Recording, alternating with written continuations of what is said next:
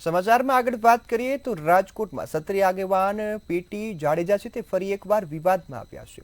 સમાચાર રાજકોટથી મળી રહ્યા છે, જ્યાં પીટી જાડેજા ફરી એકવાર વિવાદમાં આવ્યા છે।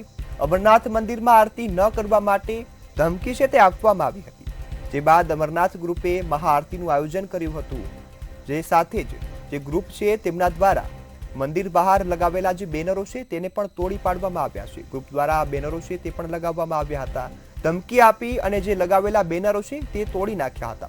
આ મામલે હવે ફરિયાદ નોંધાઈ છે, ત્યારે સંપૂર્ણ મામલે ક્ષત્રિય આગેવાન છે તે હવે મુશ્કેલીમાં મુકાઈ શકે છે।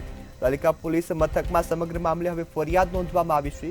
ત્યારે નવજ્યોતના પાર્ક રહેલા જે જેસ્મીન મકવાણા છે તેઓએ આ મામલે હવે ફરિયાદ નોંધાવી છે।